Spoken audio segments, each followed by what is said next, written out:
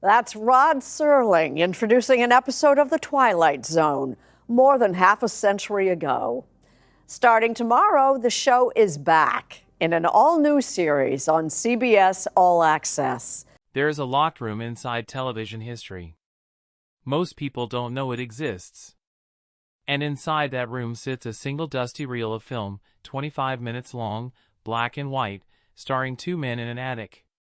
No monsters. No aliens. No time machines. Just a conversation that got so close to the truth that an entire network panicked and made it disappear for over half a century. We are talking about a television episode that aired exactly once. One night in 1964. Then vanished. Not because of poor ratings. Not because the tape was damaged. But because what it said about America, about guilt, about race, about the lies we tell ourselves after war, was considered simply too dangerous to ever say again. For 55 years, this episode was treated like it never existed. It was cut from syndication packages, skipped over in DVD collections, left out of marathons, and quietly erased from the cultural memory of one of the greatest television series ever made. Fans passed around bootleg VHS copies like contraband. Scholars whispered about it in academic papers. And the network said nothing. The show was The Twilight Zone.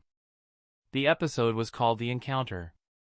And the story of why it was buried, and why it is finally being shown again, is one of the most fascinating, troubling, and ultimately important chapters in the history of American television.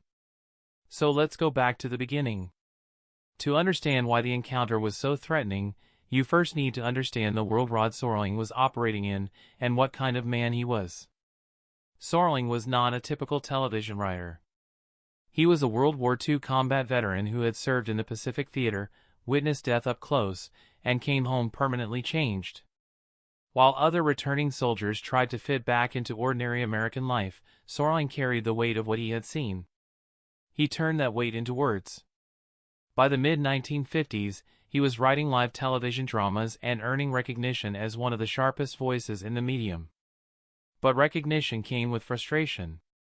Every time he tried to write something with real political teeth, something that confronted racism, injustice, or the moral cost of war, network executives and sponsors stepped in with scissors. His 1956 drama Noon on Doomsday was written as a response to the murder of Emmett Till, a 14-year-old black boy killed in Mississippi.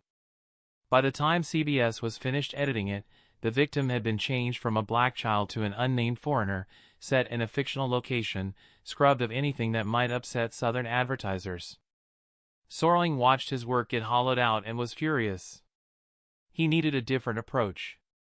The solution he arrived at was elegant and a little devious. Science fiction. Fantasy. The strange and the speculative. If you set a story on another planet, censors relaxed. If you disguised your commentary about racial injustice as a tale about aliens, sponsors didn't notice. If you wrapped your critique of authoritarianism inside a story about a robot or a nightmare, it could slip through the filter that had strangled everything else. The Twilight Zone premiered on CBS on October 2, 1959, and it was unlike anything television had produced before. Each week brought a completely new cast, a completely new story, and a completely new moral universe. Serling narrated from the shadows, his voice calm and measured, guiding viewers into territory that was always a little uncomfortable, always a little too familiar. The show was wildly ambitious. In 5 seasons, it tackled nuclear annihilation, mob psychology, the seductiveness of conformity, the cruelty of nostalgia, and the particular American fear that the enemy might be standing right next to you, might even be you. Episodes like The Shelter, where suburban neighbors turn on each other within minutes of a bomb scare, or Eye of the Beholder, where beauty standards are revealed as instruments of social control, were not entertainment in any conventional sense. They were warnings dressed up as entertainment. And for a while, the disguise held. Serling could say things on The Twilight Zone that no other show on American television was allowed to say. Until he said too much. The Encounter aired on May 1, 1964. It was part of the show's 5th and final season, a season already strained by declining ratings, rising costs, and an increasingly nervous network. In terms of production, the episode was modest, what television people call a bottle episode, meaning the entire story takes place in a single location with a tiny cast. No special effects. No elaborate sets. Just 2 actors, 1 attic, and a samurai sword. Neville Brand played Arthur Fenton, a World War II veteran sorting through boxes of old memories when a young Japanese-American man named Arthur Takamori, played by a then largely unknown actor named George Takei, shows up looking for yard work. Fenton, half out of boredom and half out of something darker, invites the young man inside. What begins as an awkward conversation between strangers slowly transforms into something far more volatile. Fenton starts reminiscing about the Pacific War, about the battles he fought, the men he killed, the sword he took from the body of a Japanese soldier. He holds the sword up proudly, as though it is a trophy, a proof of something. Arthur listens carefully. Too carefully. And then the story takes a turn that nobody watching in 1964 was prepared for. Arthur reveals that his real name is Taro. And he tells Fenton something that should be impossible, that his father was a spy for Imperial Japan. That his father passed information that helped make the attack on Pearl Harbor possible. The accusation hangs in the air between the 2 men like smoke. Is Arthur telling the truth? Is he confessing something he genuinely believes, something his father whispered to him as a child? Or is he weaponizing guilt, throwing it at Fenton the way Fenton has been throwing the war at him? The episode refuses to answer. It just lets the tension build until the room itself seems to contract. What makes the encounter extraordinary, and what made it so dangerous, is that neither man is presented as innocent. Fenton is not a hero. He openly admits that the soldier he killed was unarmed. He took a sword off a dead man and called it a souvenir. His memories of the war are saturated with violence he has never processed and racism he has never questioned. He is a man corroding from the inside, and you can see it in every scene. Arthur, meanwhile, is not simply a victim. His confession, whether true or invented, implicates him in a larger story of betrayal and inherited shame. He grows increasingly unstable as the episode progresses, suggesting that the sword carries a spirit, that it is calling to him. The supernatural element, understated and ambiguous, could be read as genuine haunting or as the psychological unraveling of a man crushed beneath the weight of history. By the time the episode reaches its violent conclusion, there are no heroes left. There is only wreckage. 2 men destroyed by a war that technically ended 20 years before either of them walked into that attic. The phones at CBS started ringing before the broadcast had even finished. The complaints came from multiple directions and for conflicting reasons, which was itself a sign of how deeply the episode had unsettled people. Some viewers were furious about the portrayal of Arthur's father as a traitor, arguing that depicting a Japanese-American man as the son of a spy was dangerously irresponsible given what Japanese-American communities have recently endured. Others were upset by the episode's refusal to condemn Arthur clearly, feeling it was anti-American. Still others found the entire premise too raw, too psychologically intense for a primetime broadcast. What almost no viewers in 1964 fully understood was the historical context pressing down on that episode from every direction. The internment of Japanese Americans during World War II, the forced removal of over 120,000 people from their homes, the confiscation of their property, the barbed wire camps where families spent years imprisoned without charge or trial, was still a largely unacknowledged chapter of American history in 1964. The government had not apologized. No formal reckoning had taken place. The people who survived those camps were expected to move forward quietly and be grateful. Into that silence, the encounter dropped a story that forced viewers to sit with the complexity of what had happened. Arthur's claim that his father was a spy was not presented as confirmed fact, but the mere existence of the claim, the willingness to even voice it in a mainstream television broadcast, was enough to generate outrage. George Takei, who played Arthur, knew this territory from the inside. He had been 5 years old when soldiers arrived at his family's home and ordered them to report to a relocation center.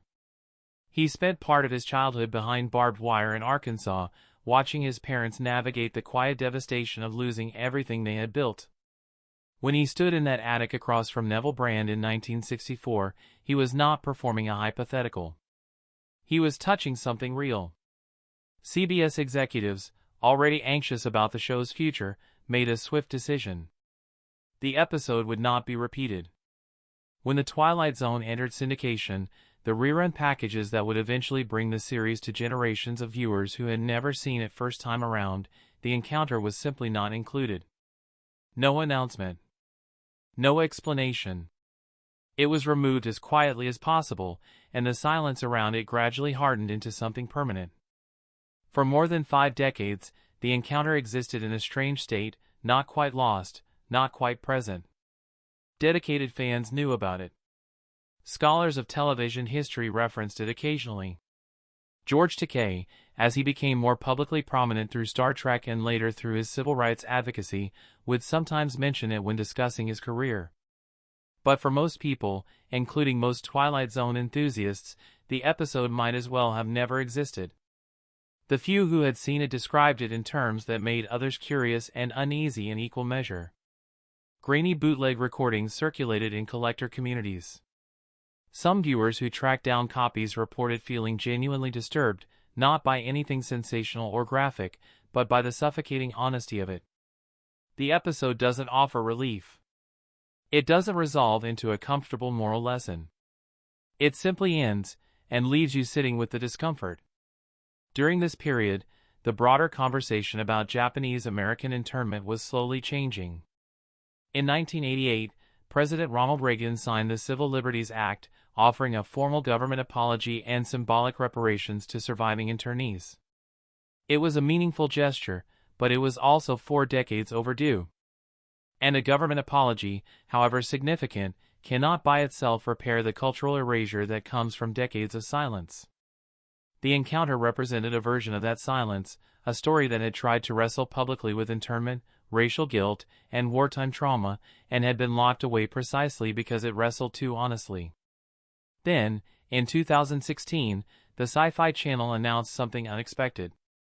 Their annual New Year's Eve Twilight Zone marathon, a beloved tradition for fans, would include the encounter for the first time since its original broadcast. No re-edits.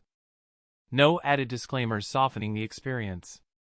The original episode returned to the air after 55 years as though stepping out of the exact shadow that had swallowed it.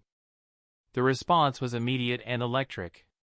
Longtime fans who had heard about the episode for years finally saw what the fuss was about.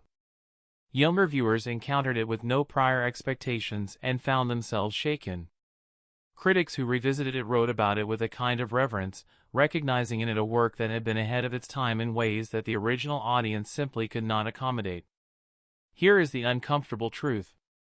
The world the encounter was describing in 1964 did not disappear. It mutated. It found new vocabulary, new targets, new flashpoints, but the underlying dynamics that Rod Serling was examining remain as active and as dangerous as ever. In the years following 2020, anti-Asian hate crimes in the United States increased dramatically. People who had lived their entire lives in American cities were suddenly being told to go back where they came from. Elderly Asian Americans were attacked on public transit.